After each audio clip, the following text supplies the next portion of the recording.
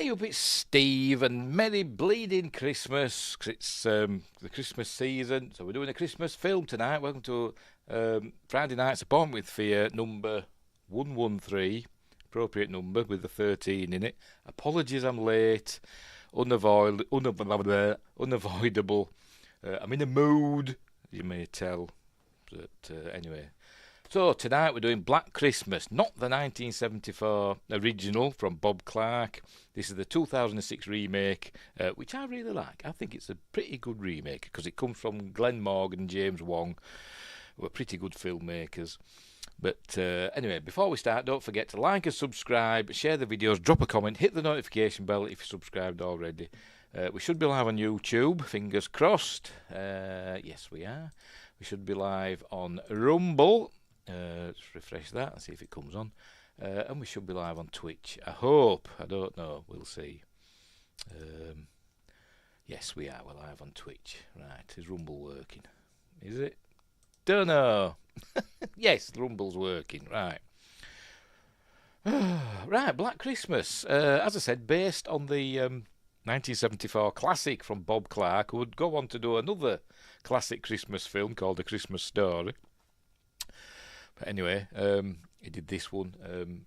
He said back in 1974 when he made it, he said he were told it was only two ways to go in movies: porn or horror. So he thought, I'll do a horror film, which is what he did. And some people think this is the first, true slasher. Some people say Psycho and Peeping Tom and films like that, but. You could say this is the first modern slasher. I don't know if it is or not. I don't know, but it's an early one. It came before Halloween, anyway. But that's not what we're doing. We're doing the 2006 remake of Black Christmas, written and directed by Glenn Morgan from a story by Roy Moore. It stars Katie Cassidy, who you may know from Arrow. Michelle Trachtenberg, you may know from Buffy. Mary Elizabeth Winstead, who's been in loads of stuff. The Thing, prequel, remake, whatever.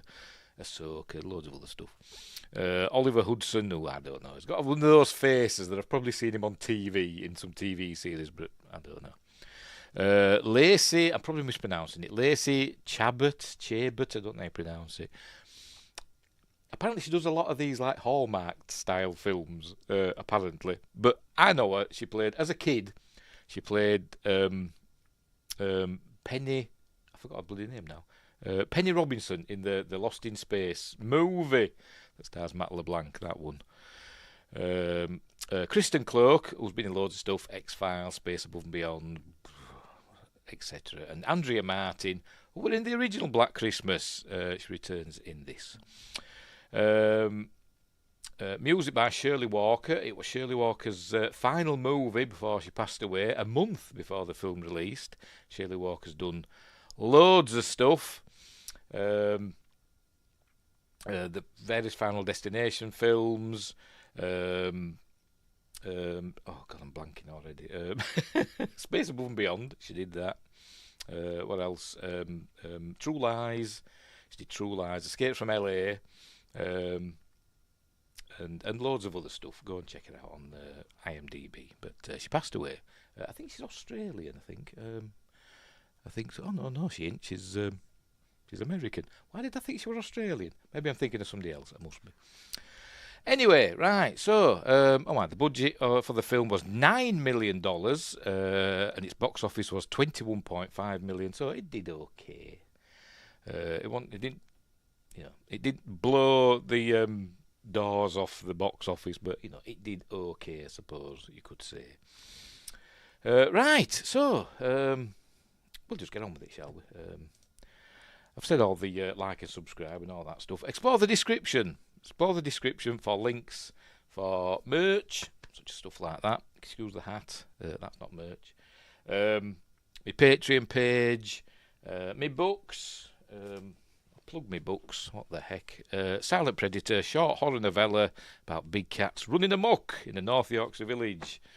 And Mercury Rapids, a light-hearted sci-fi action adventure about UFOs, alien abductions, and stuff like that. How can that be light-hearted, he says. Well, it is. There we go. Anyway, right, Black Christmas. Here it is. I've got it on DVD. I haven't got the Blu-ray. I've got the DVD. Now, this is the PAL version, the European version. As you can see, it's 15 certificate. Little circle down there. Where are we? Where's the camera? There it is. Which is, I would say, it's considerably different to the version that we're going to be looking at tonight. 'Cause we're watching the North American version. But this is 1 hour 20 minutes. The North American version is 1 hour 30 minutes. So it's 10 minutes longer. Unbelievable. And there's whole scenes that are in the North American version that aren't in this. It's bizarre. I have no idea why. Apparently the European version is supposed to be more gory. Maybe it's more gory than the theatrical North American. I don't know. But we're watching the unrated version. So there we go. Right, so we'll get on with it, shall we? As usual, not just be watching the film because YouTube would throw a fit and take my channel away from me. So I'll be watching it in a series of stills.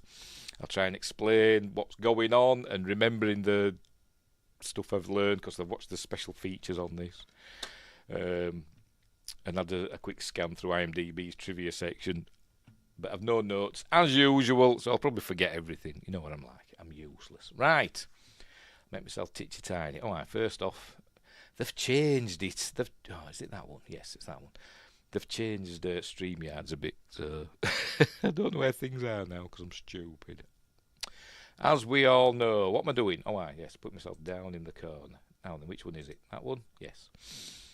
Full screen this baby and add it to the stage because it's all the life's a stage. Right, so here we go. Let's begin. Dimension Films. It should come up. There we go. Dimension Films. Right, off we go. 29. Here we begin. It's Christmas, obviously, because it's set at Christmas.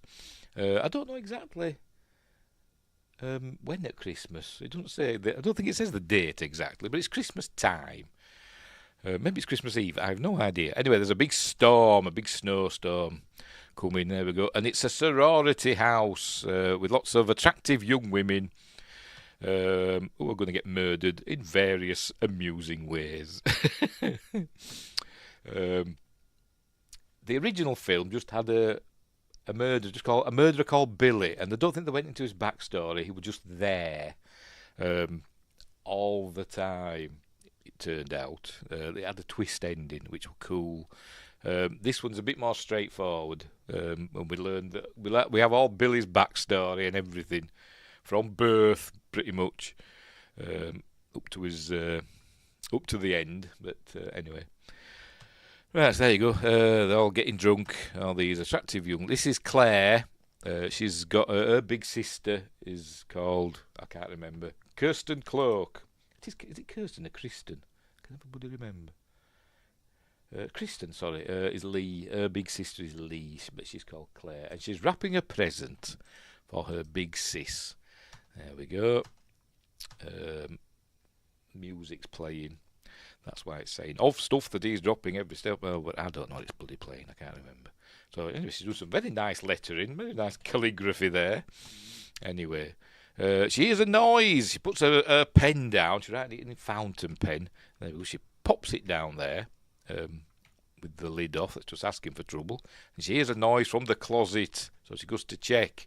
But there's nobody there, obviously. Because we've got to have a jump scare, haven't we, at some point. Anyway, she goes back to pick a pen up. It's not there. Where could it have gone? It's going in her head in a minute because somebody appears behind her with a bin liner and sticks it over her head. There you go. And stabs her in the eye. Oh, no. So, that's the end of Claire already. She didn't have a big part, did she? Who played Claire? I imagine she'll be way down the list. Leela Savasta. I have no idea what else she's been in. Let's have a look, shall we? Let's check out Leela Savasta. She's Canadian, by the way. It's a Canadian film, filmed in Canada, in Canada, in Vancouver. Right, what's she been in? Black Christmas. Oh, she's been in Stargate Atlantis. She played Captain Alicia Vega and Dr. Rafaela Esposito. Oh, right. She's been in 3 episodes of Stargate Atlantis. Right, okay. Oh, yes, there she is. Yes, I remember that episode, I think. Is that the same episode that's got I forgot the name of the actress. Nicole de Burrin, I think it might be. Or I don't know. Anyway, yeah, she's been in a few things, TV and the odd movie, right? But she's gone now from this. So right, we're in Clark Sanitarium, obviously named after Bob Clark. Bob Clark, by the way, writer and director of the original, is an executive producer on this film, and he was there on set as well. He visited set and gave it his thumbs up and all that stuff. So it's not a remake that that is said, oh, bloody rubbish and all that. I think he was pretty happy with it. I think maybe, I don't know, but anyway, in the documentaries it shows him there on set going yay, etc. I assume he got a lot of money for it. Anyway, so here we are at Clark Sanatorium. There's a cell with some lights. That's Billy. Billy Lentz. Hang on, there's a door. Here we go. A door marked criminally insane. Is that what they do at these asylums? They don't even call them asylums anymore, do they? Or sanatoriums. A sanatorium, whatever you want to call it. There's a hospital in it. It's generally for tuberculosis, TB wards are called sanatoriums because it means that they've got to be clean and that, doesn't it? But anyway, criminally insane, 12 to 25. Or is that just the date? Could be. Yeah, maybe it's Christmas Eve because we see Santa in a minute. But anyway, right. So here comes. Oh no, it's not Santa that's coming now. It's a warder. Here he is delivering Christmas dinners.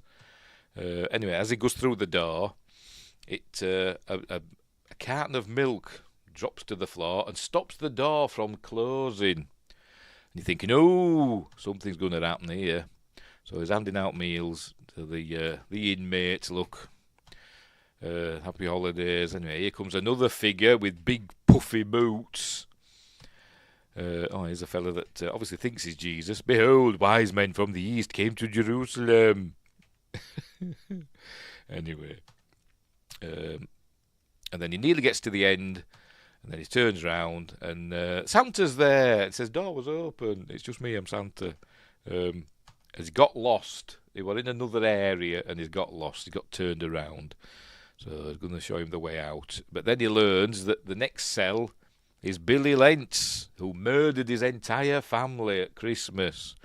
I think it's 15 years earlier or thereabouts. I thought when I first started his voice, I thought it was David Harbour, who were in Stranger Things and played Hellboy and other things. Violent Night. He played Santa in Violent Night, didn't he, David? But it's not. But I thought it was at first. Anyway, security guard just appears out of nowhere. So the guy that killed his whole family, and a lot of people think he's dead, but it turns out he's not. They keep him in this cell where apparently they keep him happy with a little padlock on because that makes him feel comfortable. But apparently he tries to escape every year, so he can't be that happy, can he? Anyway. So there you go, locks just to make him feel at home. They kept him locked in the attic. We get a flashback in a bit, showing us him. And here's his Christmas dinner, all on the same plate: chicken and gravy, potatoes, a candy cane, and cookies. All the gravy's going on his candy cane. I don't think he cares. And by the way, he didn't just kill his family, his mother and stepfather. He ate part of them as well. So they're saying that so it tastes like chicken because it's chicken made just like mother used to taste. So he's a cannibal as well. Anyway, so they give it him. Here he goes, takes it in. We notice he's got yellow skin. It's explained that when he was born, he's got some liver condition that makes his skin yellow. So he's like jaundiced. But anyway, there we go. There he's eating it. And then we cut to the lovely Katie Cassidy, what you may know as, I think, was it White Canary she played? Was it White or Black Canary? Can't remember. One of them in the Arrow series. I'm sure she's been in other things as well, but I just remember her from that. Anyway, she's having a snog with her boyfriend Kyle. I think it's Kyle. That's Oliver Oliver Hudson. Yes, Kyle Autry. having a snog with him. She's saying, I've got to go in for the sorority sisters. And he's, oh, whatever. Anyway, so they have a little kiss, and off she goes. She's all happy because it's Christmas. Then his phone rings just as she goes. His phone rings. And then we see he's looking suspicious. We've got to think he may be, the murderer. They cast the aspersions about a little bit early on. Right, so we meet some of the other characters in the film. That's Lacey. Is it Lacey Chabot? I don't know. Penny Robinson from Lost in Space. She plays. I'll tell you in a minute. I can't remember any of the names because I'm useless. Dana. Right, she plays Dana. There's Katie again. As Kelly. Kelly with an I. Kelli. There's Mary Elizabeth Winstead as. I'm trying to remember these names. I wish I could. Heather. We're going to see Michelle Trachtenberg in a minute as Melissa. In a minute. There she is, Michelle Trachtenberg. She played Dawn in Buffy as Buffy's sister that just appeared out of nowhere one season, didn't she? Right. Oh, and there's Andrea Martin. She's the house mother, Mrs. somebody or other, Mrs. McSomething, Ms. Mac, Barbara McHenry. She was in the original Black Christmas, not as the same character as somebody else. Right. So we're reminded that it's their tradition. They've got to do a present for Billy. Got to put a present under the tree for Billy because it's a tradition. Because it turns out that he used to live in this very house. He was born there and all that stuff. So, until it was, bought by the university or whatever. Right. So Billy here, he gives a present to the guard, all wrapped in newspaper. So obviously he's allowed newspapers. Gives a present to the guard, and all it's got in it. And he looks through the thing. Oh, and he's sucking his, as we'll see in a minute. There you go. He's sucking his candy cane to a point. I wonder what he's going to do with that. The guard opens his present, and all it says, it's just got a screwed up piece of paper saying, I'll be home for Christmas. It's obviously allowed pencils as well. Anyway, and he goes, in your dreams, Billy. And he looks in, and suddenly Billy's gone. So he has to open the door and investigate. That's not always the best thing to do, is it? But never mind, it's what he does. Pardon me. And he's done a Clint Eastwood, or him from, or Tim Robbins from the Shawshank Redemption, or Clint Eastwood from Escape from Alcatraz. But anyway, he's dug a hole in the wall, so we think he's escaped through there. Obviously, it's misdirection. He hasn't. He's under the bed or wherever, and he gets him from behind. There we go. Stabs him with the candy cane in the neck. Breaks it off. Anyway, so he makes his escape. Anyway, right, back to the sorority house. By the way, obviously, if he's locked up in a loony bin, obviously, who's doing the killing in here? Because we've already seen Claire get got, haven't we? So obviously, it's not Billy doing that, is it? I wonder who it could be. We will find out. Right, this is... Oh, God, me and bloody names. Crystal Lowe, a.k.a. Yan K. Crystal Lowe, as Lauren Hannon. She's been in like Final Destination and stuff. She gets killed in one of them. I can't remember which one, in a tanning booth. Anyway, Windgrace is here. Says, ho, ho, ho. Yes. Ho, ho, ho, ho, bleeding ho. I'm in the mood. Anyway. Right, so, and I think I don't know, she seems to know a lot about, what's the word? Mythology and stuff like that. She knows about the mythology of Christ. I think she's some sort of science major or something like that. I don't know, but anyway, she's gone to Claire's room to call her down for Christmas. We're opening the presents and all that stuff. She's knocking on the door. And Lauren says, you've got to bang on it. If you're not downstairs in 5 minutes, your presents belong to me. And they're all having a laugh about it. But obviously, Claire's not in there. So they go to the next room. Megan By the way, we saw on the phone earlier. I forgot to show you. Hang on, let's go back. If I can find the right place, I bet I can't. There we go. Just after this bit, we saw him on the phone looking suspicious, and then we went up to this window. That's Megan. She's on the phone. We learned that she was on the phone to Kyle. She's Kyle's ex-girlfriend. They've obviously broken up because now he's with Kelly, isn't he? Right. I forgot where we were now. See if I can find it. Hang on. Bear with. Hey, steady on. Right, here we go. Right, so we're here again. Right, so then she goes up to Megan's room. That's Melissa's room, isn't it? It says on it. But they've actually gone to Megan's room. But never mind. Because Melissa's downstairs. They're Claire. Oh, she must have gone to. They must have just walked past it. I don't know. But anyway. There we go. So they're out at Megan's, and it's Kelly's time to do the fun and games. You know, if you don't come down in 5 minutes, we're taking your presents, and Megan's not happy. So there you go. That's what she thinks of Christmas right now. So they ask, "Oh, you all right?" "No, but yes, I'm fine." Anyway, so they leave her to it. But that's what she can see on the internet. Somebody's put a video on the internet of her and Kyle at it. So she's not happy. So that's probably what you're phoning Kyle for, to play pop with him. Later on, Kyle says he had naught to do with it. It was like somebody, a friend or an ex-friend of his that stole his tapes and put them on the internet. But anyway, she's not best pleased. But then she hears a noise. Sees some noises from above. There you go. So she goes and investigates. Bad idea, isn't it?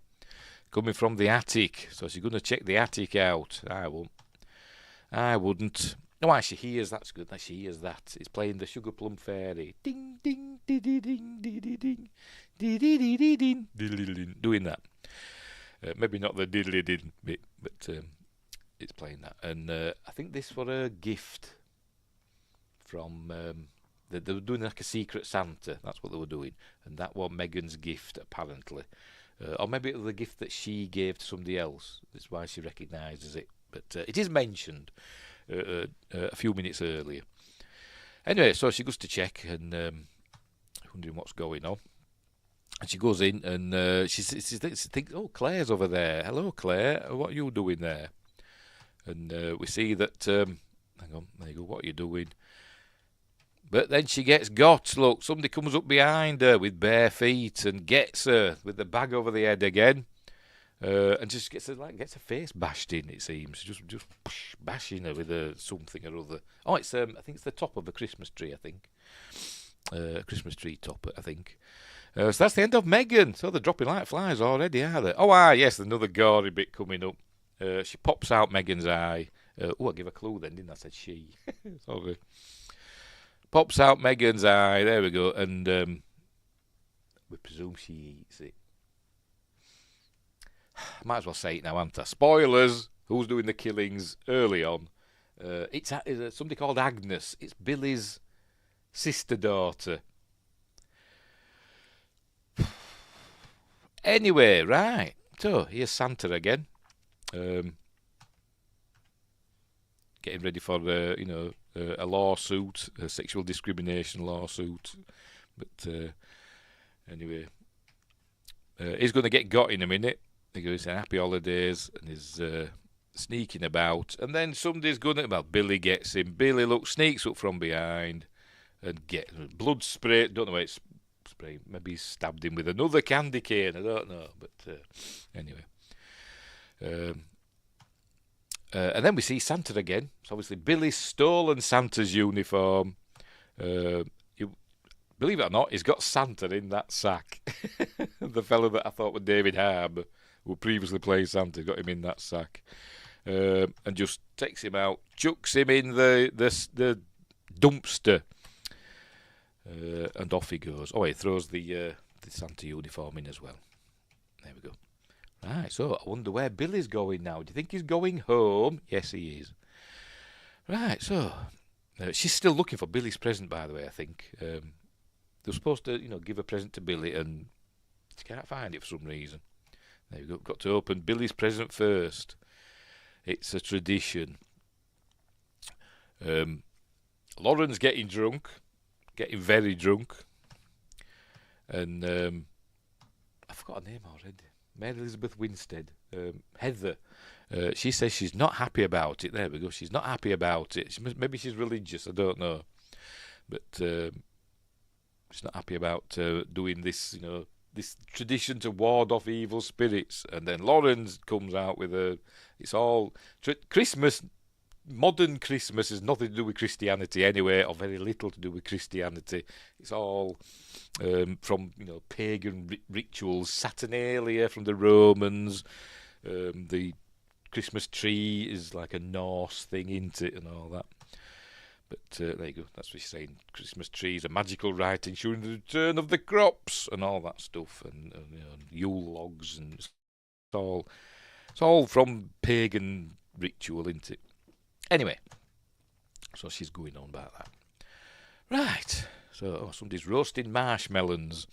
I think it's Ms. Mac. There she is. Yes. Right. I said there's a big storm blowing in,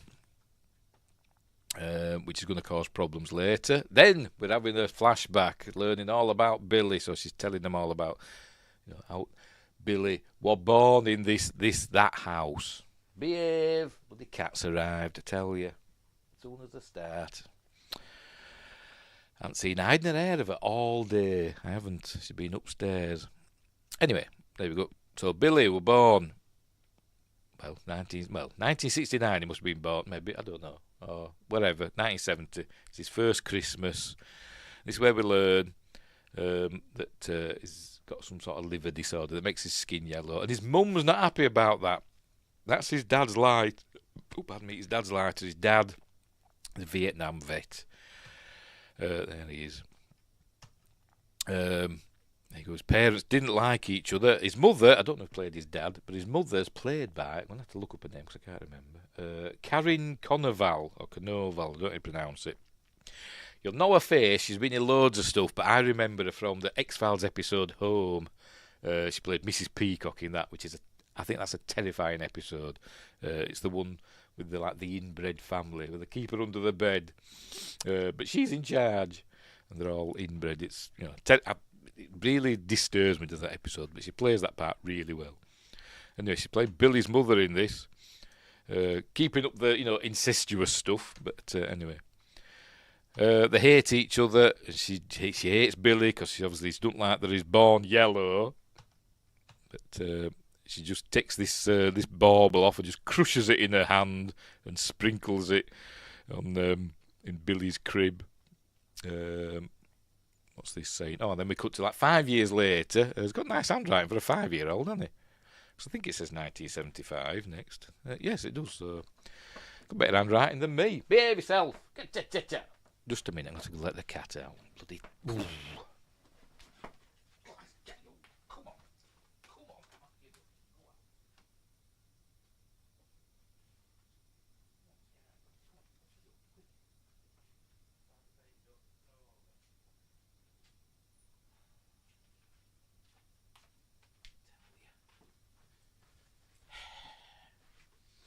Not seen her all day.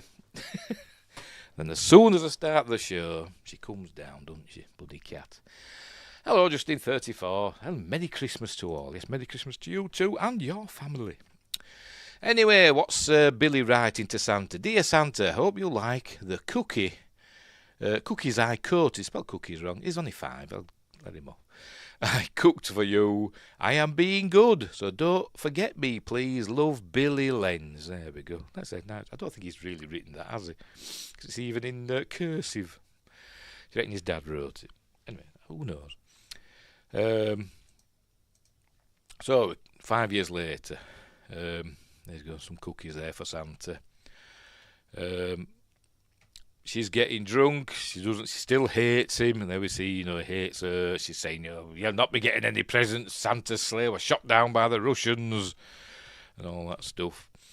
There's Dad saying, don't listen to her. Go up to your room, and you'll find something for you up there. So he's hidden a present away for Billy. Maybe if he'd put it under the tree, maybe she'd just taken it. I don't know. But she's a horrible woman, and we're going to learn how horrible she is in a bit. But anyway, he gets this present out. There it is, wrapped in newspaper. To Billy, love Santa. And it's a little model kit. There you go. Apollo Soyuz thingamabob. Right. So, but then he hears a commotion, and apparently another man's there, and his mother's got a boyfriend, and the boyfriend kills Billy's dad with the hammer. There we go. Sticks a bag on his head. So that's obviously where he got that idea from. Even though it's not him doing it right now in the sorority, but never mind. And he gets his head bashed in with a hammer, and and then he hears another noise downstairs, and they're burying Billy's dad under the in the crawl space under the house. It must be a thing in America, having crawl spaces under your houses. We don't have them here. We just have foundations. Anyway, so they're burying him. Billy's seen them do it. There's his stepdad. I'm doing quotes because I don't know if they get married or not. I don't know, but anyway. So they keep him locked in the attic from now on, and then we cut back to present time. So they keep him locked in the attic, and I don't know, feed him a bucket of fish heads every week or something. I don't know, but right. So who's this? We see somebody there, did we? No, that's something else. No, something else, wasn't it? The phone rings, and Kelly answers it, and it's a dodgy phone call, because that's what happens in the original version, the 1974 one. They keep getting these, like, they call them the moan. It's like a heavy breathing phone call, but then they start swearing at them and all that stuff.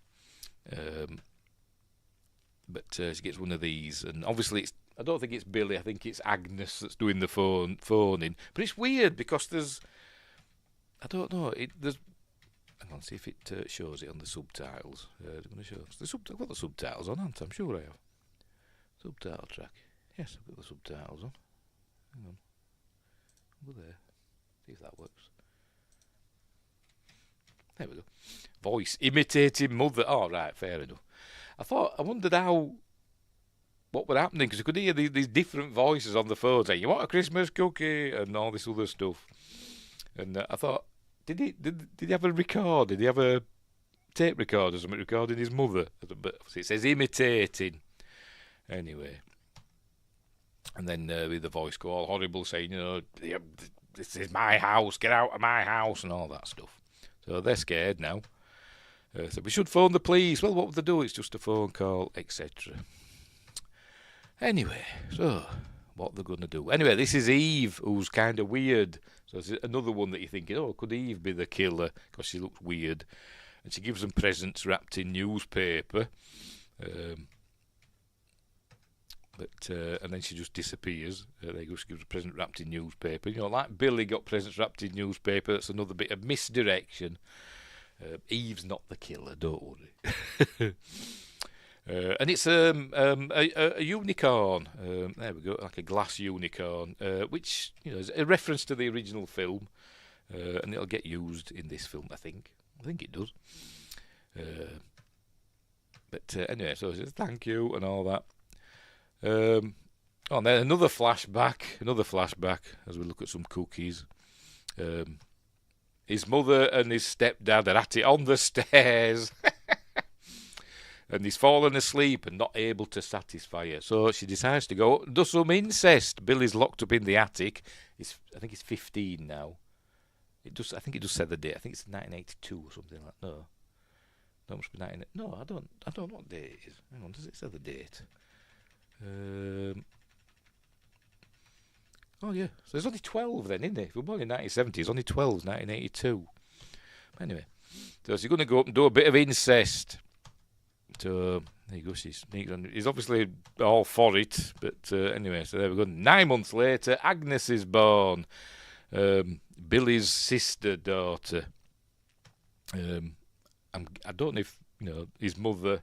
I don't think we find out her name. I don't know if his mother tells her boyfriend about it. Maybe he just thinks Agnes is his child. I've no idea, but anyway. She's happy she's got a daughter that's not yellow. Anyway, back to Eve. I said there was a lot of this cutting back and forth.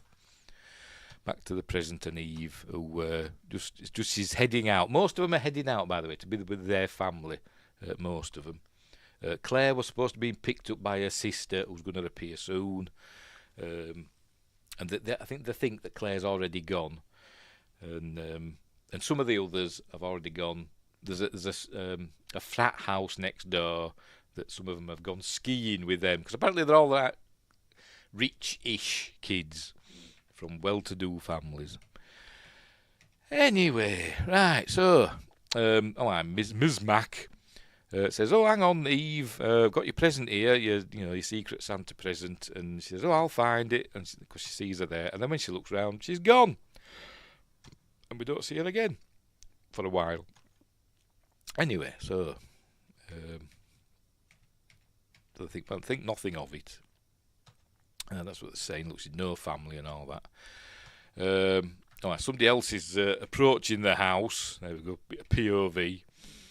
There's Lauren still getting drunk.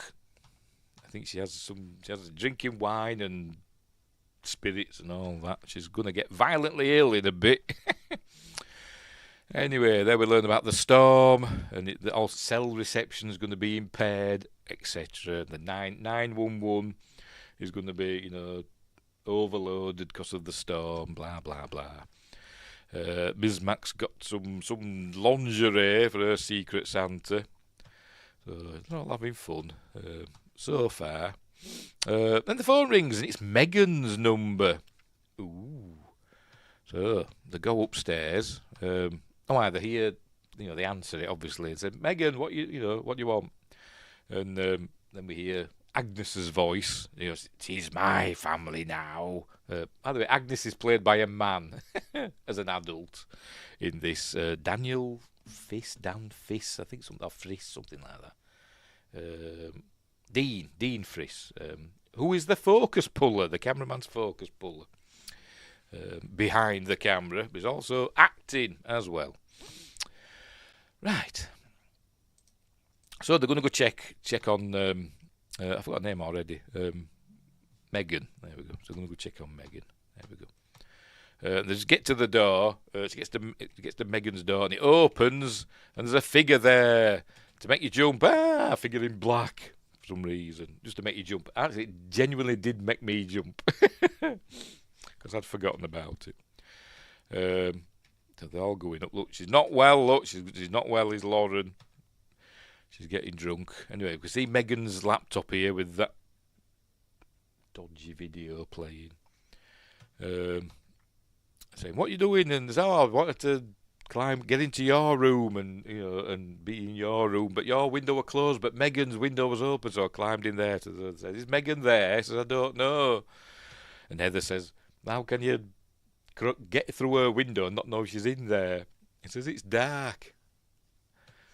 Or maybe he's an idiot. That's her saying that. Look, Lauren's still not looking well. Anyway, so she's going to go in and check. Then they hear a noise from downstairs, so they'll go back downstairs. Most of them. Oh, look, Billy's watching. Where's Billy then? Another flashback. I forgot. To Billy as there we go, 1991. So he's 21 now. Is Billy in this one? They've given him a telescope, which obviously he didn't want. There we go, from Mommy and your stepdad. They don't seem happy about that. I'm up in his attic. He was looking at the neighbours having a lovely Christmas, which he's not going to have. There's his stepdad drunk on the sofa. His mother's been baking cookies with Agnes. See, she loves Agnes. Agnes has got a doll for Christmas. And she's saying, "Oh, you're my cookie. I could eat you alive," and all that stuff. We hear Billy stomping about upstairs. He says, "Is that Santa's reindeer?" Says, "Do you want a cookie? I'll go get you a cookie." As there goes, she's been baking cookies. don't look very appetising, do they? And then I think the phone rings. Yes, she answers the phone. And then it's Billy on the end. Says, she's my family. So she goes, well, what you doing, Billy? So Agnes is gone. She steps on an eye on the floor. It's an eye from the doll that Agnes got for Christmas. So they go looking up in the attic, but he's not there. So they come back downstairs, and there you go. It's popped out Agnes's eye, and he eats Agnes's eye. Ooh, I'm not sure. Yeah, it's horrible. But he's not killed her. He's not killed Agnes, obviously, but she's only got one eye now. So he gets his. Hang on, we're going to see it. Hang on, I haven't done yet. There we go. Gets his stepdad. His stepdad runs towards him and he stabs him through the eye with the Christmas tree topper. There we go. A lot of eye gags in this. Tony from Hack the Movies probably didn't like this film. He doesn't like eye gags. So he's killed his stepdad, and then he throttles his mother, and then beats her up with a rolling pin, beats her to death with a rolling pin, and then uses the angel-shaped cookie cutter and starts cutting out. There you go, angel shapes out of her flesh and baking them. Anyway, the police arrive. Obviously, the neighbours must have called. Maybe they heard a commotion, and they go in. So check on the girl. She looks hurt, so we know that Agnes is alive. And then they go in the kitchen. They see him. He's eating the cookies and milk, and he gets locked up. He's insane. Agnes goes into an orphanage, and apparently, just before this film, it says she was released recently. It says that at the end of the film that she was released, but she's not much better in terms of sanity. Anyway, right, so we've had that little flashback, and I think then is it this when the power goes out now? The power's going to go out in a minute. That's when Claire's sister arrives. I forgot her name already. I've just looked it up, haven't I? I've just looked it like 10 minutes ago. Lee, there we go. Kristen Cloak, who is the wife of Glenn Morgan. Glenn Morgan, they did, like Space Above and Beyond and the Final Destination films, also worked on the X-Files, and Glenn Morgan were in Trick or Treat, not Trick or Treat, were in Trick or Treat from 1986. As an actor, he played Ragman Eddie's friend in that. I think it's the only film he's acted in, I think. I could be wrong. But he does writing and directing and producing now. Anyway, Jamie Sod is married to Kristen Cloak, and they've got kids and everything. So she's arrived, right. And is this when has the power gone off now? Maybe. Oh, not yet. The power goes off in a minute. They're talking. She hasn't seen the computer yet, by the way. And she's saying, I've come to pick up Claire. And said, we thought Claire had gone with you already. So she's not in her room. We don't know where she is. There you go. She says, Lord, this is my driving licence. Proving who she is. She says, I see you still. Oh, they found Billy's present. Oh, no, they don't find Billy's present. She says, I see you still giving presents to Billy. So see, that tradition is still going because she was a member of this sorority as well years ago. But apparently, they don't know who did that. They said, that wasn't there a minute ago. So they open it up. And it's the box that Billy got in 1975, but it's not a spaceship in it. It's the doll with no eyes. Dun, dun, dun. I think then it's when the power goes off. Is it going to show it? In a minute. Anyway, never mind. Right, so yeah, the power's gone off. Right, the power goes off now, and obviously it's Agnes's or Billy's doing. I don't know, because Billy might have arrived now. I don't know. We're learning that this present were wrapped in newspaper from 1991, and also the present that Eve gave them were also wrapped in newspaper from 1991. So that's making us think, is Eve something to do with this?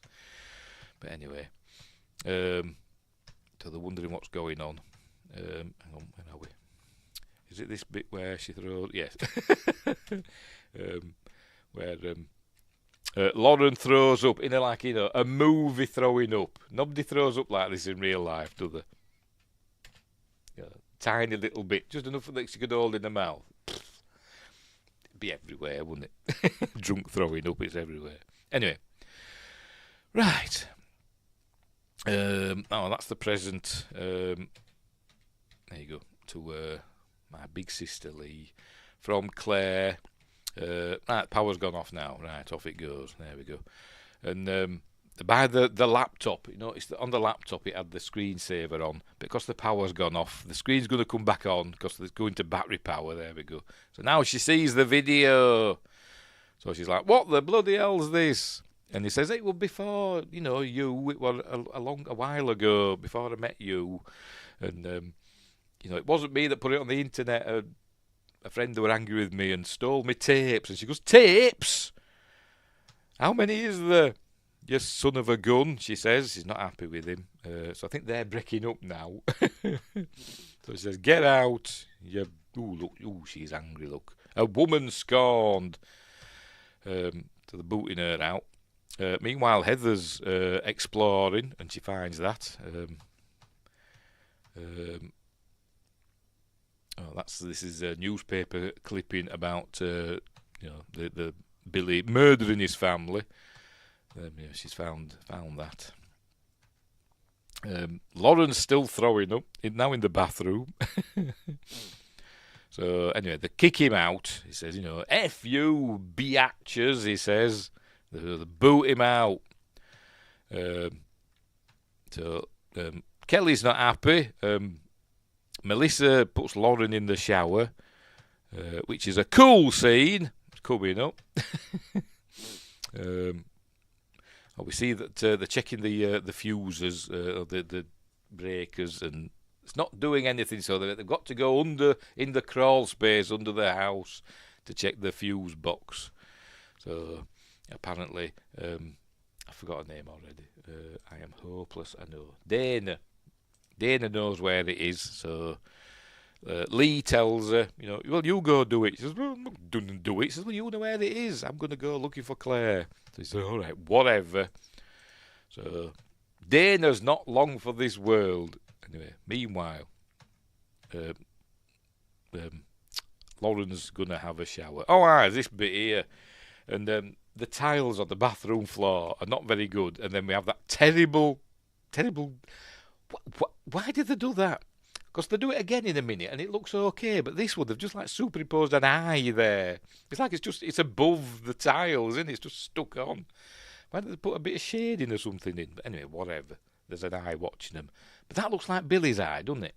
Because there's yellow around there, isn't it? But then we see another one that isn't. Anyway.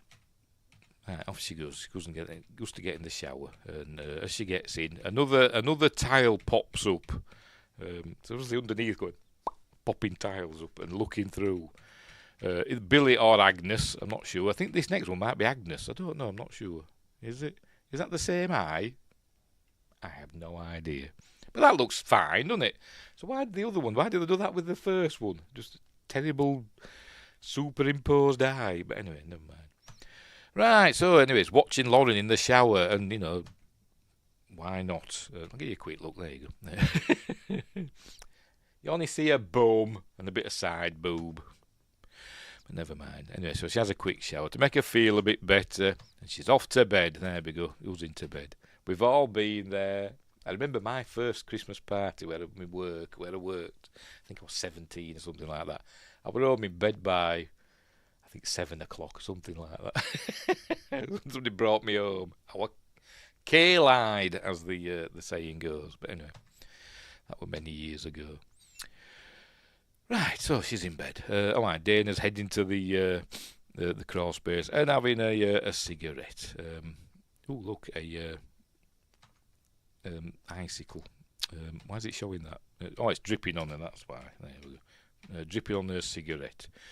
So she drops it down this hole, which obviously leads to the crawl space. It's a good shot and all. Just straight down. Hang on. I want to be able to do that. Look at, straight down, look. Didn't even touch the sides. Amazing. But she sounds like doesn't see it. No, we see that. There we go. They're on the floor. Obviously, everybody drops their cigarettes down that hole. Or maybe just Dana does. I don't know. Maybe she's practiced a lot. Maybe she must have done. So, anyway, so she's going to go and get under there. Here she is. There's Lee still looking for Claire. Right, so here she goes, looking in there. I think she hears a noise. She says, "What? Who's that in there?" And then she gets grabbed. In a minute, she's having a quick look round. There you go. She gets grabbed and dragged in. Now then, I think on the first take when they did this, they pulled her in and dropped this big heavy wooden thing down. There we go. And she wasn't in fully. The actress Lacey, whatever she's called, and it actually landed on her foot, and she had to go to hospital. But she was fine. She was back the next day. But they took her to hospital, and she was still sort of like in costume, and she was all covered in muck and stuff like that. Because in this next scene, she gets attacked and murdered. So she was all like muck in her teeth and the face and everything. She had to go to hospital like that. Anyway, so she's getting attacked by Agnes. We know it's Agnes now, because I'm telling you it is. She picks up this gardening implement to try and defend herself. There we see there's the skull of Billy's dad with a hole in it. Because remember they buried him under there. Look, she gets Agnes. She gives Agnes a whack, but Agnes just pulls it out, and I actually quite like this bit. She just gets her in the head. There we go, and she just goes totally still. And she, I don't know, just dead from the implement in the back of her head. But so yeah, that's the end of Dana. So crikey. Thankfully, it's not a long film. So anyway, make sure we're still going. Yes, we are. Sorry. XC Scott on Rumble says, "Hello, is the chat working?" Yes, it is. Forgot to check.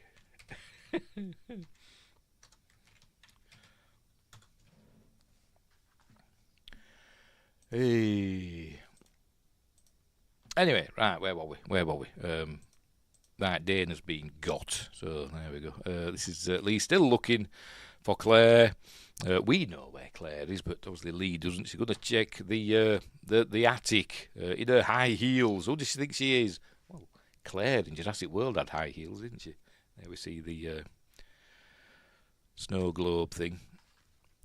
Right, so anyway, they're all waiting for the power to come back on. They're gonna check now. They're gonna check that car. I think might be Eve's car.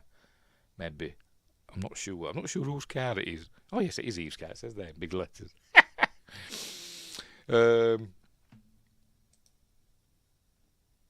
sorry, I was checking the chat.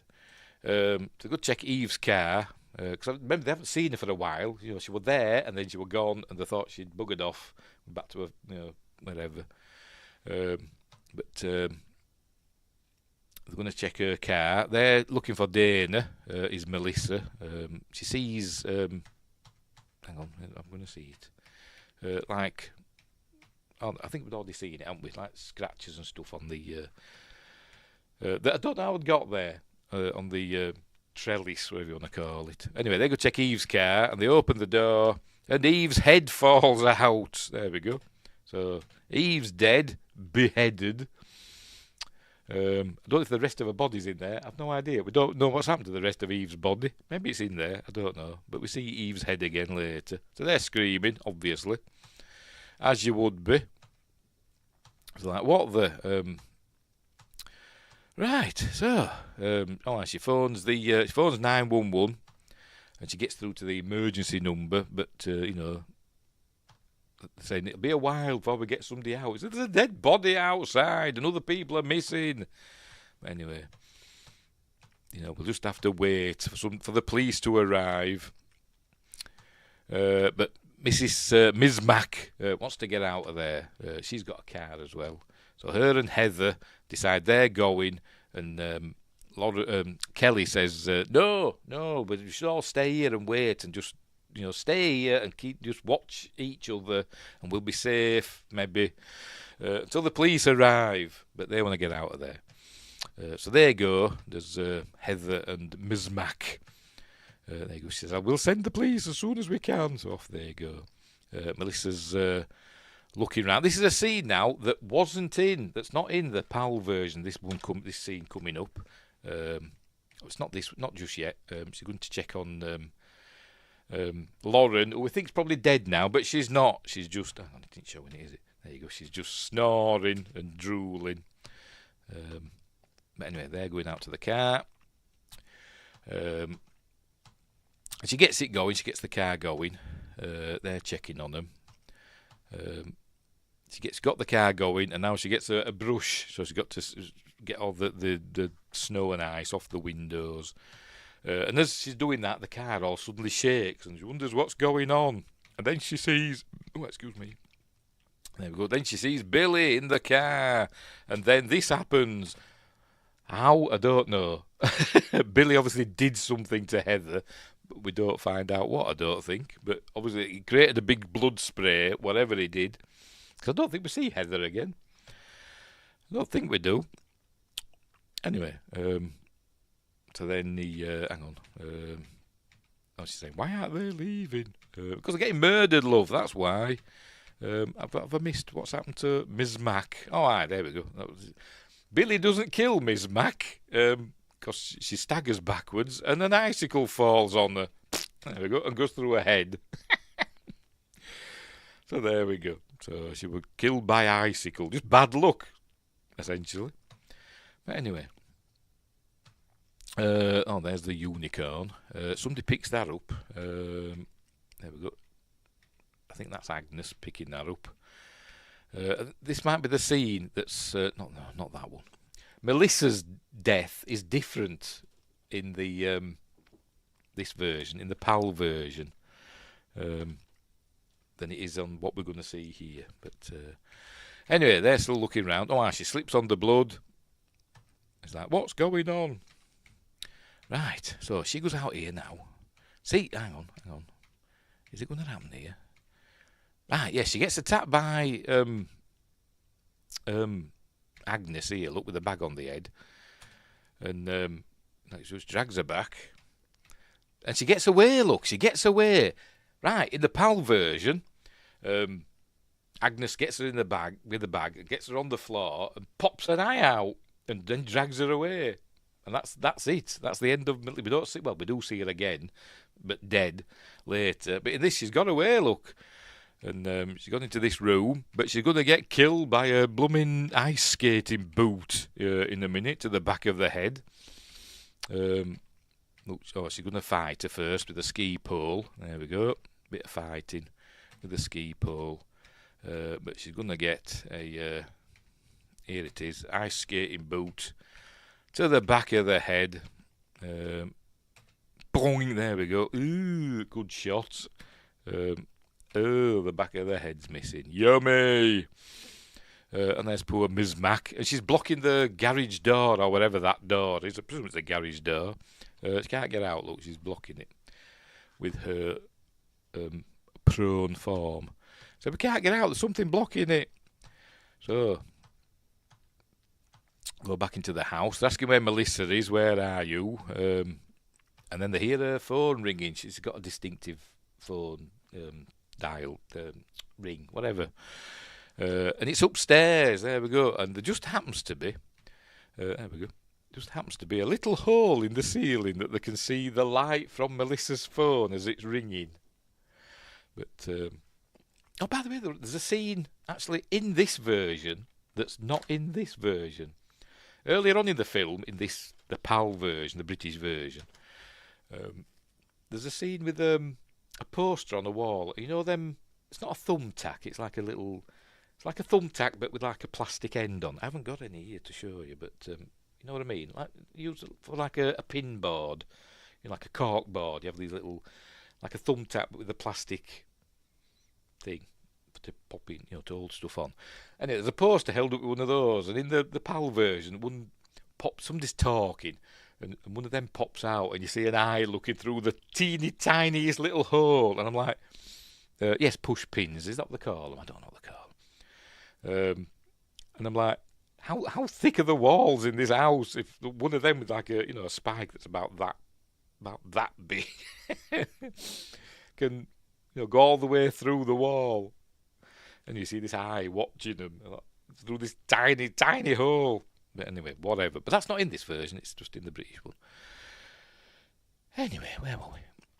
Right, so this tiny teeny hole up in the ceiling. I can see the light from Melissa's phone ringing. Anyway, the door opens. I think it's Baddie's coming, but it turns out it's Kyle, and she starts beating up Kyle. He's like, "Hey, stop it!" He says, "There's a dead body outside," and she thinks obviously it's him that's done it all. Anyway, pushes her down, defending himself, and she knocks into Lauren, and we see Lauren's dead. With no eyes. Had their eyes taken out. Make sure we're still going. Yeah. Yeah.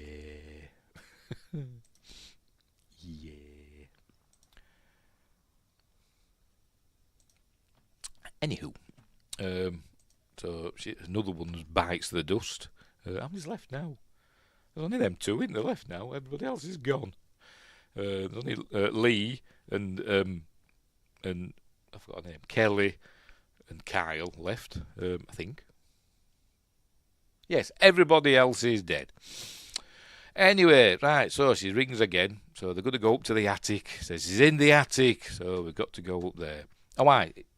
She phones it, and I'm guessing Agnes answers, but she thinks it's Billy. They don't know about Agnes yet. They think it's all Billy. So they're going to go up, and he says, "You should get out of here. There's dead bodies everywhere," and all that stuff. And Lee's saying, "I'm not going. I want to know what happened to my sister Claire. I'm not going until I see her. She's still alive," and all that stuff. So he says, "Right, okay, we'll go up. But if they're all dead, we're out of here." And he gets his whatever knife out. I don't know what they call them. Josh Temple were here. He'd tell us what they're called. Flick knife. I don't know what they're called. I don't have a good history with like pen knives. When I was about 10 years old, I cut my thumb with a pen knife, and I've still got the scar, faintly. But anyway, never had one since, I don't think. Anyway, right, they're off up into the attic. There they go. Up they go into the attic. I don't see anything just yet, I don't think. Hang on, yes they do. Hang on, what's happening here now? Oh, yes, Agnes gets Kyle, sees the bag on his head, and he goes, shuts the door. The hatch, I should say.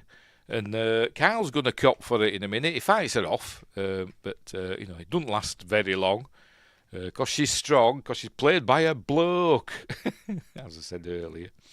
I think we call them a butterfly knife. Is that what they call it? I have no idea. Not being a yobbo like Windgrace obviously is. He said, I think we call him, but he knows really, because he's he goes hanging out down on street corners, causing his bother. That's what he does. Anyway, right, she's going to kill. There you go. She's just killed Kyle, so we know Kyle's innocent now because he's dead. So he starts attacking all the others. Lee finds Claire dead. And we see the others as well. Is it going to show them? We see the others as well in a minute. There you go. She's found there. That's Claire. She must recognise her from her clothes. But oh, Claire! Oh no! They're looking, and Agnes is taking out Kyle's eyes, and is that how long the things are? When your eyes attached to your brain, is it that long? Can you use them as like conkers or clackers or them things that go? I don't know, but she's ripped out his eyes, and they're going on the tree with the other eyes. So they're getting on my nerves. There you go. Does she say something? Yes, he's my family now. So they're all screaming. There we go. We see what's happened to the others. There's Eve's head on top of the tree. There's Melissa and the others. There's various eyes, and we see some of the others as well. There you go. You're my family now, she says. No, we're not your family. Lee falls through the floor because it's the attic. She falls through the floor and goes down there to the next floor. It's not that far, is it? She should be fine, but anyway, whatever. So they're going to have a tussle as they're fighting. A candle gets knocked over. There we go. Gets in a minute. Anyway, hey, stop playing. There we go. Camera and sets fire to some of the wrapping paper.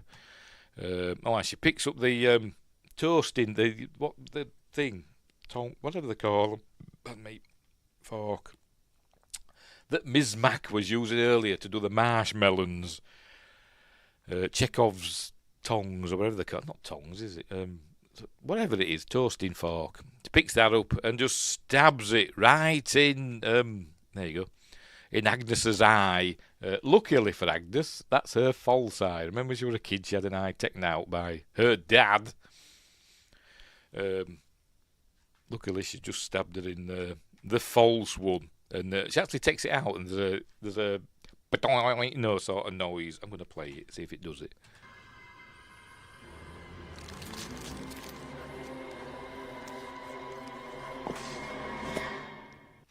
Oh, it didn't do it. It did on this one, because I laughed. It just did a... On that one, it goes a... Or maybe when she stuck it in. Hang on, I'm going to go back and see if when she stuck it in, it do a... There we go, that did it. When she stuck it in. Oh dear. Anyway, whatever. A cartoon sound effect. Anyway, she says, you're my family now. We're not your family. And, she goes on about Billy and says, Billy's dead. And said, no, he's here. My dad's here, or whatever. And Billy pops out in a minute. Where is he?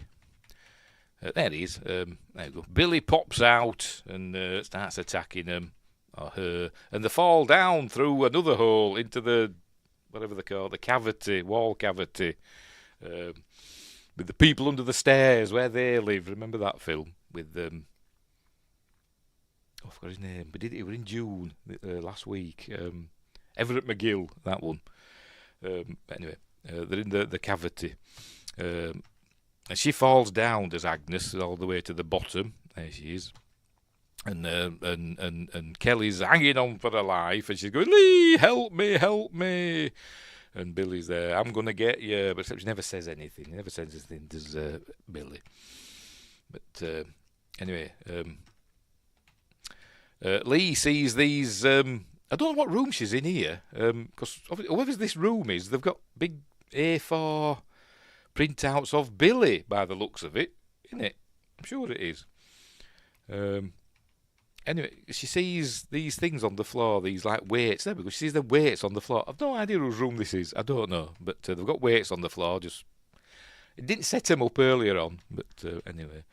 So she's going to start bashing a hole in the wall, but she's in the wrong area, apparently. But so she's to go down. There you go. Billy grabs her. So she hits him with the weights and gets away and goes down to the washroom. Here she is. The laundry room, should I say. So she bashes a hole in the wall there. Kind of reminds me a bit of Prince of Darkness, where they're trying to get... passing through the wall to get Dennis Dunn out from that room. But anyway, whatever. Right, so the fire's spreading now. Look, there's a Christmas tree's on fire and it's falling down that hole. And Kelly gets out just in time. And we see that Agnes is on fire, or seems to be. Then they throw some paint thin about just to, accelerate the blaze. There we go. So off they go. They head out and run out, and then we cut to the hospital. Well, we don't cut. We dissolve to the hospital with a shot of a Christmas tree. Now, this is where it gets totally different to this version. Well, not totally, but a lot different. Anyway, right, so let me just make sure we're not getting any chats over on Rumble. No, we're not. Right. Right, so we see this is Lee arriving at the hospital. We see this Christmas tree, the strongest Christmas tree ever made. We'll see in a bit. But she's arrived and she's going up the stairs. And here's a reporter here telling us what's going on. Here we go. Kind of looks a bit like Kathleen Kennedy, doesn't she? But never mind. Still more questions than answers tonight of the a massacre or whatever she says. Notorious murderer. Escaped notorious murderer Billy Lenz, along with his sister Agnes, unaccounted for since a recent release from Woodville, wherever that is. That must be the orphanage, maybe. I've no idea. They went on a murderous rampage, but now they think they're dead in the blaze. Anyway, here comes a morgue attendant. He's talking to somebody on his phone through his headphones or whatever, telling us just him there. So he's bringing bodies in. From the sorority house. This was an underrated movie. I really like it. I might like this more than the original, to be honest. The original's good, with Margot Kidder and Olivia Hussey and John Saxon and Keir Dullea, is that how you pronounce it? But I like this better because it gets on with it more. But the original's a great film as well. Anyway, so they've got some bodies in there. He's having some eggnog, but then he's going to find that... he hears a noise, so he goes and checks. And we see that Agnes's body is in one of these bags. There we go. That's Agnes's body. So he checks on that. So he goes back to his eggnog. But then Billy's there, all burnt up and kind of looking like Mike Myers for the rest of the film. He really does. To be going swing, and he picks up I don't know what they call it, bone saw, whatever they call them. Bone saw is ready, and he gets the morgue attendant in a spray of blood. I don't know what he's done, but he's killed him somehow. We don't see him again. And does he go? Is it now? Oh, must be in a bit. Anyway, we see that Kelly's in a hospital bed, and this is where it gets different now. Lee's talking to her, and then she gets the present out. Oh, hang on, this isn't that bit yet. This is back to Billy. He's opening up his sister's body bag. We see she's still alive. She opens her eye. And then back with Lee and Kelly. She gets the gift out from Claire, and she says, I won't be able to open this in front of my sister. I'll open it in front of you. Well, she's all sad. But then the nurse comes in, just as she's doing that. Look, they're all, they're sisters now. And it's a watch, by the way. It's a watch. And it's got Family Forever on the back. I don't know. It's got a bit of tape there. I don't know. But anyway, it must be off the wrapping. Maybe we're going to save it. Family Forever on the back. Engraved on the back. Anyway, then the nurse comes in. There we go. Saying, Doctor wants some more x-rays. And the technician's about to go home and won't be in tomorrow. So she's got to go as Kelly for some x-rays. Now, in this version, the British version, she comes in and says, the police want you to go, there's a detective here or something, he wants you to go and identify Agnes's body, because you were the last people to see her. Obviously she can't, because she's... And so Lee says, I'll do it. So she... heads off, so she goes, but it's the other way around here. In this one, it's there we go. It's Kelly that leaves the room. Anyway, meanwhile, Billy is doing his stuff, and Lee is about to get got. She's going to get. Hang on, where are we? Is it happening yet? No, that's it. She's hearing the noises from above, and she's going to investigate. There you go. She's following the sounds. This hospital, by the way, one minute it's like bustling, and the next minute there's no bugger about. Just weirdly. There you go. She goes, looks out. She don't find anything. She goes back into the room. And you're supposed to think this is Kelly, but obviously we know it's not because she's off having her X-rays done. Says, "Are you okay?" But no. It's Agnes, and she gets hold of Lee and breaks her neck. Breaks her neck. So that's the end of Lee. And that happens in both versions, but in kind of a slightly different way. But there you go, family forever, she says, and then breaks her neck. Anyway, some passage of time must have happened. They bring Kelly back. Says, where's Lee? And, maybe in the restroom. And then we learn that the door doesn't work properly. There you go, the nurse turns to leave. And she can't open the door. They were supposed to fix this. That's Chekhov's broken doorknob. Anyway, off she goes. The door clicks shut. And then she finds this, there we go, under her pillow. And she's like looking, and he's like, family forever, all smeared in blood. And she just does, this is her reaction. I'd be like, that's what I'd be like if it was all smeared in blood. Where's the rest of the watch? Anyway, she's like, what's going on here? And she goes to the door. She can't get out. It won't open. And then she looks up at the ceiling and sees blood coming from one of the there we go, from one of the lights. So I'm guessing Lee's up there. We don't think we see her again, but I'm guessing Lee's body is up there. That's where the blood's coming from. But then another panel opens up, or it starts to open up, or whatever, in a minute. But before that, she hits the emergency button, and these are the worst nurses and hospital staff in the universe. I know it's Christmas, and there's Christmas carolers and stuff. Fa la la la la la la la la. Should be me, they shouldn't it? And they're not paying any attention whatsoever, and there you go, there's a big red light going in room 301, and they're ignoring it. Should all be fired. You won't get that on the NHS, I'm telling you. I don't know if this is supposed to be set in America or in Canada. I don't know. Do they have sororities in Canada? I have no idea. Clement University Medical Centre. It must be in America. Because does Canada spell centre R-E? You know, like they say Z, like we say Z, and the Americans say Z. I don't know. Anyway, whatever. She's stuck in the room. She can't get out. And then Billy arrives in a minute. Is it? No, not Billy.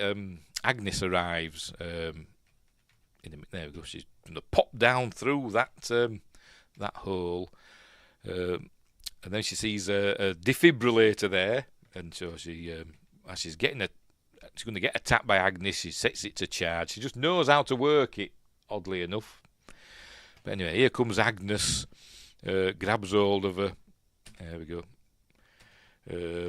But Kelly just gets her with the defibrillator thing and zaps her to death. And in this version, we have a scene that's not in this. Well, not a scene, a shot.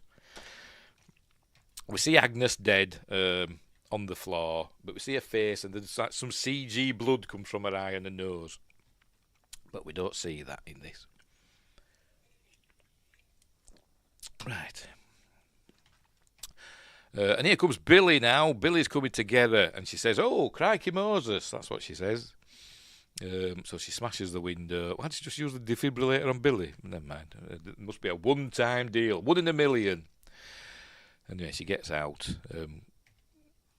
And totally unattentive staff. They haven't heard the window smashing or anything. Maybe she's got headphones on. I don't know. But she's not paying any attention. Billy's chasing her. There you go. Michael Myers, is chasing her. Not Mike Myers. Michael Myers from Halloween. I mean, it looks like Mike Myers from Austin Powers or Wayne's World. It's more like Mike Myers, Wayne's World. There he is, look. Swing. Anyway, he's after her. Oh, right. And she knocks him down with a crutch and beats him up a bit. And, Merry Christmas, MFer. Anyway, trips her up. No staff about, obviously. Nobody can hear all this commotion going on. And then this fella arrives, look, just comes round the corner. She knocks that over. It's like, oh, what you doing? Don't know what happens to the man. He picks up a knife, not a knife, a scalpel. There we go, and just look. Nobody's paying any attention to what's going on. Maybe it happens so fast. I don't know. But they go through this door. He stabs her with the scalpel. But then she knocks him over this railing. Remember the Christmas tree from earlier? Off over he goes. There you go. Ah! Goes straight through the Christmas tree topper. Won't work for my tree because I've got an angel on my tree. Goes straight through that. And all his guts come out as well. And the tree perfectly upright. It must be a well-planted tree. And there we go. We see his guts slithering. And there we go. And technically, basically, that's the end. Did she say it again? Merry Christmas, MF. I don't know. It just fades to black. Look, and then the film ends. No, does it? Or do we see her leaving? Can't remember. See if it fades. No, it just ends. It just ends. In this one, we don't have all that. We don't have all that with the Christmas tree. In this one, now then, not this one. In this one, is it just a minor flesh wound? Just a scratch, a mere scratch. That's what it is. Anyway, in the PAL version, what happens is Lee gets called away to identify Agnes, and they open up the body bag. He says, it's not Agnes, it's her sister Claire. He says, what's happened to Agnes's body? Meanwhile, Billy is in another room, all burnt, and they're trying to resuscitate him, and he dies. So they say, time of death, 10:30 p.m, whatever. And that's the last we see of Billy. So Billy dies, all burnt. Then Agnes attacks. Oh God, I forgot the name. Lee. Lee goes back to the room like we saw in this version. Lee goes back to the room and Agnes attacks her and kills her, and then Agnes attacks Kelly, and Kelly kills her with the defibrillator, and we see the blood trickling, the CG blood. And then it ends. Then we see Kelly's parents arrive and take her home, or they leave the hospital, and it just ends on the door closing, saying "Peace to the world" or something like that. And that's it. So, and we don't have all the Christmas tree ending and guts and stuff. That's it. 10 minutes shorter this version. Hour and 20. This one's hour and 30. Anyway, so there we go. That's the end of Black Christmas 2006. They did it again in 2019. I've not seen that one, so I don't know if it's any good or not. I've heard it's not that good, but I've not seen it. But anyway, but this one is a lot of fun. I said that about a lot of films, but this one is a lot of fun. It's a good, well-made slasher flick. Mostly well-made, apart from the superimposed eye looking through where the tile is, and looks a bit daft. But apart from that, it's it's a slick 90s. It is 90s, isn't it? Oh no, it's 2006, isn't it? A slick aughts teen horror, I suppose you could call it. Teen slasher, that's what it is, isn't it? So give it a whirl. Like I say, it's on DVD. I think it's on Blu-ray as well. I couldn't afford the Blu-rays. They're getting too expensive these days. Pardon me. So some of them, anyway, some of them are. I think is it stuff that's like out of print, so to speak. That's like 20-30 pounds and stuff like that for a Blu-ray. I'm not paying that. I thought I'd pay like what I've kind of paid for this, like $4.99 or something. Anyway, whatever. Right, so that's it. That's the end of I forgot Black Christmas 2006. Give it a whirl. I'm sure it's on streaming somewhere. It's a lot of fun. I really enjoy that film. I really do. Right, so we're all done and dusted. So, right, what's coming up next? What day are we on? Friday. Monday. I'm going to be doing some gaming again. I'm going to be playing Tomb Raider Legend. So hopefully, if I can do it. It's a long time since I've played Tomb Raider Legends. So I'm going to be doing that at some point over the next day or two. Maybe tomorrow, we'll see. But on Monday, staying with the Christmas theme, Magnificent Mondays, on Monday, we're doing Die Hard. Yes, it is a Christmas film. So we're going to be watching that. So I just bought this. I actually thought I had it already on Blu-ray and I didn't. So I just bought this and it arrived the other day. The Die Hard 5 disc set. So I did honestly thought I had this on Blu-ray and I haven't. So I probably have and it'll be there and I just didn't see it. So that's on Monday. Next week's Friday Night Appointment with Fear. Staying with the Christmas theme again. I think I'm going to do this. We're doing Jack Frost. Where is it? Can you see it? You can't bloody make it out. There we go. Jack Frost. Not the Michael Keaton Jack Frost. I forgot his name now. Hang on. Does it say his name here? Scott McDonald. Scott McDonald of Star Trek fame. He's been in lots of TNG and all that. It's that one, the horror film. So that's next week's Friday Night Appointment with Fear. Staying Christmassy.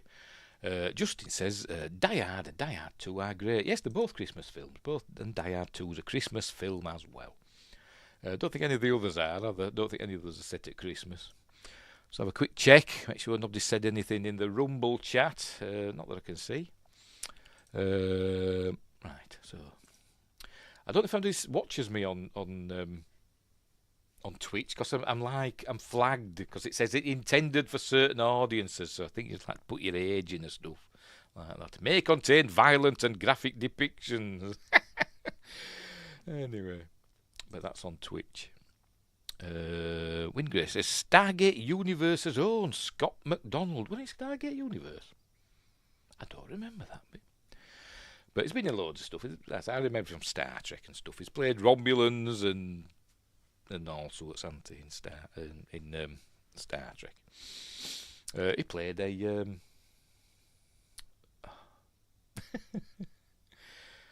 I can't remember what he was called. He was in Deep Space Nine as well.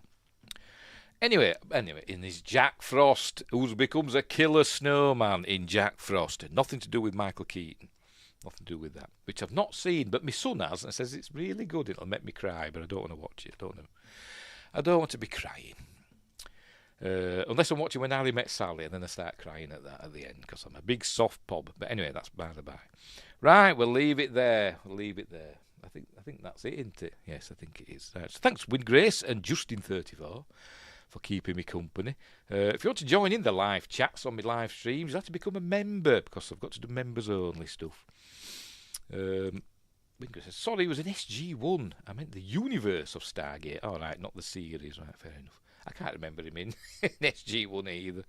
And he's got a distinctive face, hasn't he? He's got a very, a jaw, hasn't he? But I think he was in Judge Dredd. The Sylvester Stallone one. I think he played like the Aspen security guard. Maybe not Aspen, but whatever. At the beginning of that film. It was in Space Race as a bumpy alien. All right. Space Race.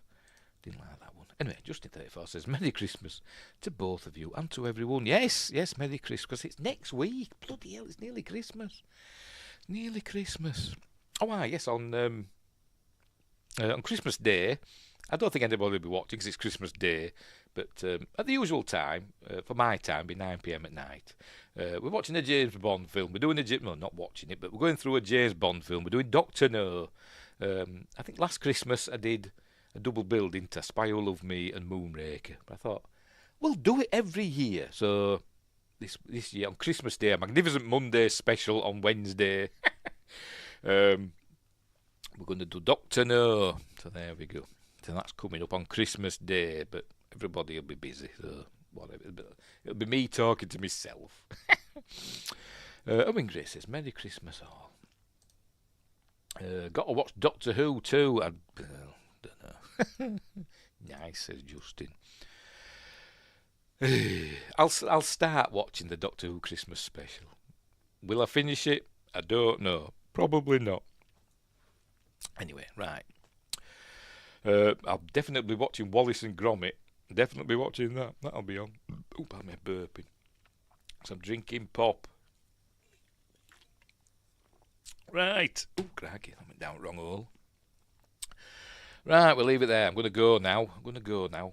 And sort some stuff out. Right, so thanks for watching, wherever you are. Don't have nightmares. If I don't see you again, Merry Christmas. And if I don't see you before then, Happy New Year and all that stuff. But until next time, look after each other. And I'll say where's my stuff? I don't know where I put it. There it is. I didn't do a special intro, by the way. I forgot to do a special intro this week.